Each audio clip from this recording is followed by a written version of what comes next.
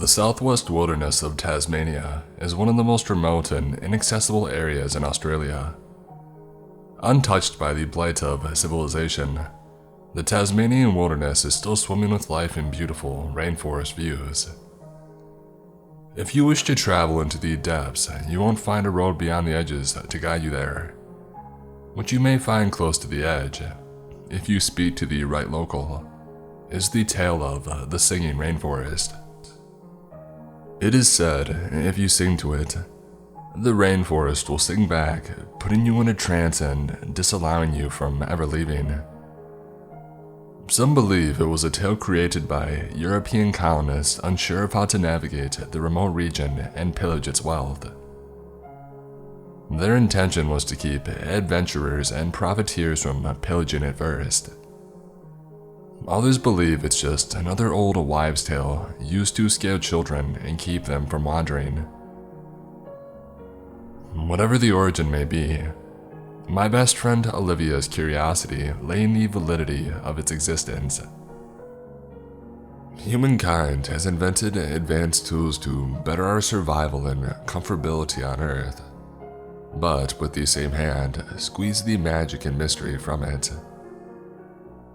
Gone are the days of mysterious, untold lands, when you can fire up Google Earth, type in the Sahara Desert, and see someone's grandma forgot their walker in an apartment stairwell. I'll be the first to admit, if these untold lands existed, I wouldn't embark on a grand journey to see them. I would put it in my search bar and watch some YouTuber do it instead. Olivia, on the other hand, yearned for something more than a video or a peer-reviewed article full of words no one but academics understood. She wanted a tangible experience of the magic she felt the world had lost, and now that the magic was less than a 3-hour flight away, I had to go too. Olivia was a prominent member of a dying mystery horror forum, Aussie Creeps. Justin, the person who had tipped her off to this folktale, was a long-term online friend from the Aussie Creeps forum, living in Tasmania. His 90-year-old grandmother retold the story her grandfather had told her as a child. She had this to say: "My Poppy, that would be your great-great-grandfather had a tough life. It wasn't like today, Justin. You couldn't just go to a supermarket, and even if you could, not many would be able to afford it. Poppy was out hunting with his father, praying for a wallaby or a kangaroo, but happy to settle for a possum.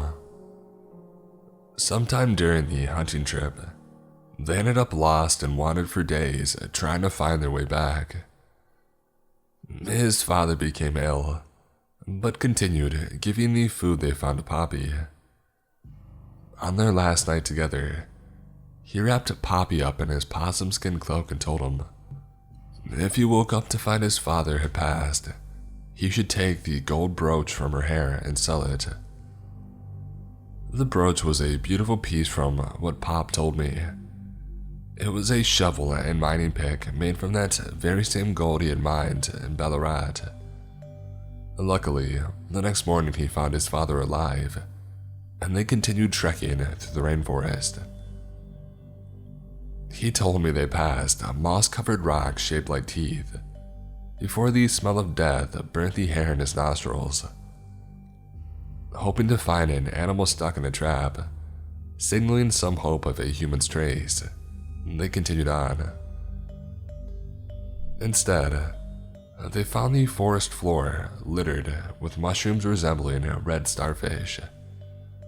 At first, the sound was faint, but with time, it became louder.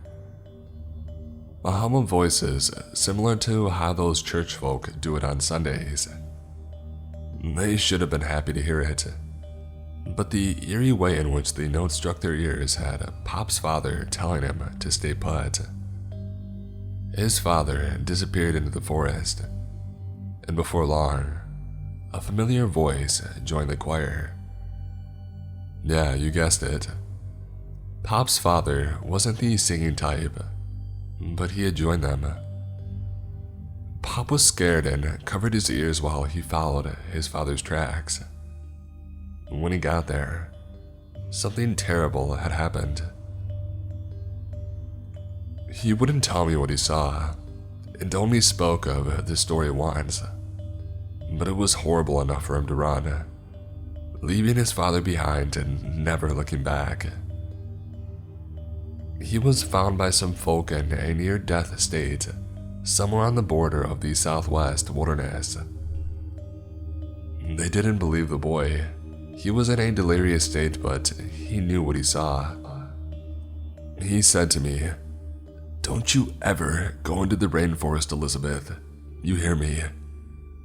But if you find yourself there, never sing back." Justin's commitment rivaled Olivia's in using the information from his grandmother. He identified the red starfish mushrooms. It was a fungus called Acero rubra, known to grow in the southwest. The fungus gives off the smell of death to attract flies to spread its spores. Using descriptions his grandmother had given him, and information on growth areas of the fungus, Justin narrowed down our search to specific locations. It was thorough enough for Olivia and me to book time off and fly down to Hobart.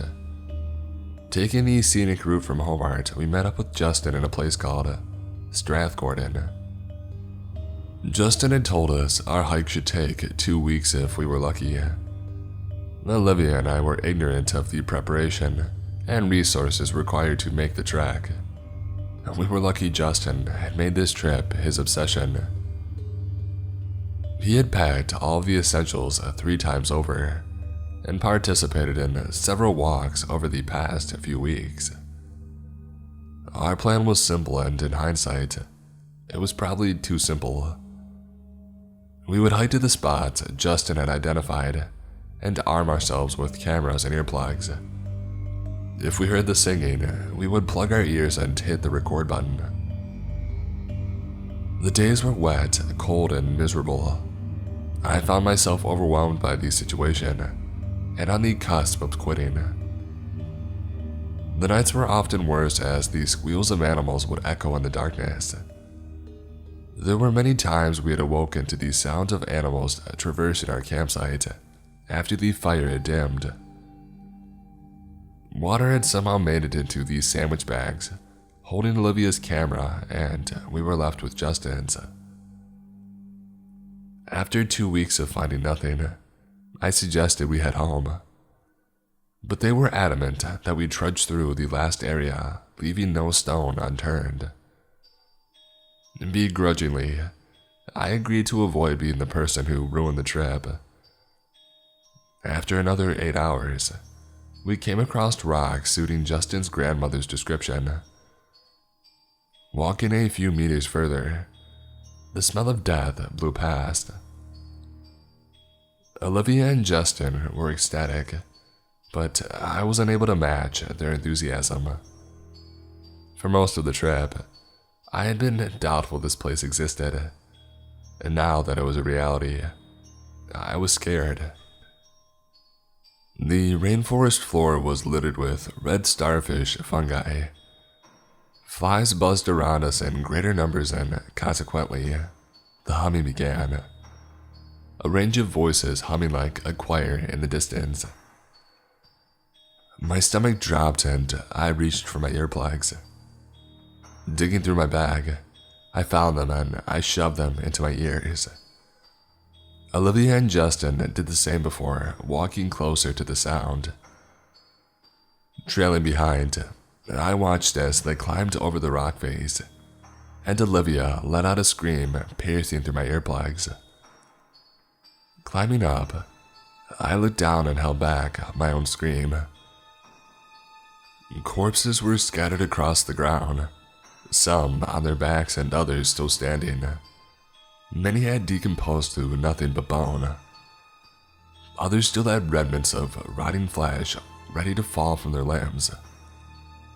Some looked like hikers just like us, while others wore clothing from simpler times.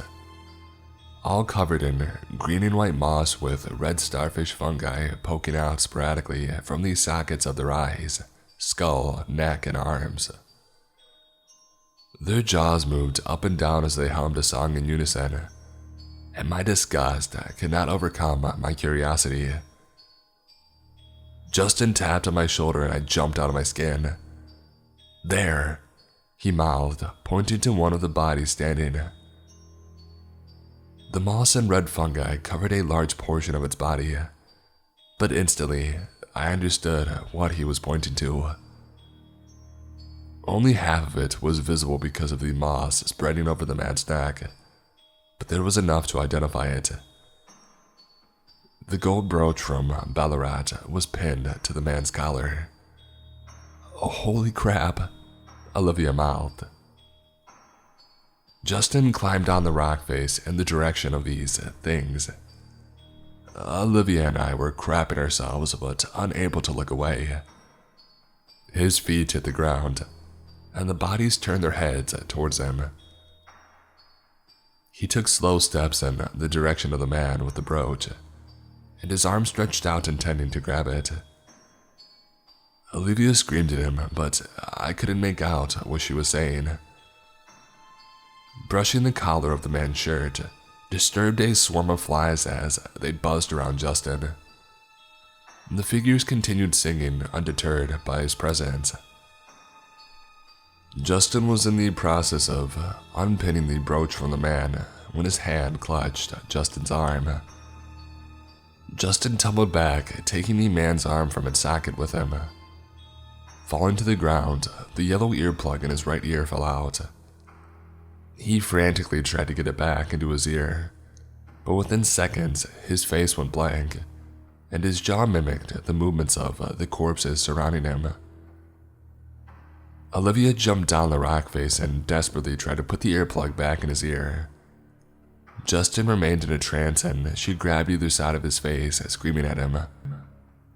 Without warning, Justin wrapped her in a bear hug and looked up at me with a blank face. Olivia struggled to free herself, and I climbed down to separate them. My attempts were useless. His grip was unrelenting. Pulling a small knife from my bag, I stabbed his arm in panic. Justin didn't flinch and continued singing while blood poured from his arm. My actions only served to anger the corpses surrounding us, and the one still able to stand started trudging towards me step by step. At first, I waved my knife, threatening them, but it did little to halt their movement. They were not of this world, and my knife did not offer a worse fate than what they were already experiencing. A man missing part of his jaw got close enough to swipe at me, but it was slow enough to dodge. There were so many of them. Panic set in as the corpses made desperate attempts to get closer. "I'll get help. I'll come back for you," I screamed to Olivia. I saw the word "no" leave her lips as her eyes widened. I'm not proud to say it, but I left Olivia and I climbed the rock face while I still had a chance to escape. Safe on the top of the rock face, I watched the bodies circle Justin and Olivia in some sort of demented group hug. Turning away, I left them there with the singing corpses and ran. Fear coursed through my body and irrational thoughts attempted to justify my abandonment. For 2 weeks, I was lost in the rainforest. Without Justin, I had no idea where I was going. They found me delirious, hunger-stricken, and inconsolable with the earplugs still lodged deep in my canals. The search parties found nothing, though they went on for days. Its remote landscape made it difficult for large search parties, and they couldn't spot any of my general landmarks from the air. Justin and Olivia's unrelenting pursuit of magic and mystery ultimately saw that they became a part of it. I struggle with the weight of guilt I feel for leaving them there alone. Sleep offers no comfort. When I give myself to the darkness, I find myself covered in moss, unable to move. Red fungus erupts from my skin, and I try to scream for help. The only thing to leave my lips is a faint song, one that I listen to for mere seconds but can never forget. Walking from this dream, my relief lasts for a moment before the feeling worsens.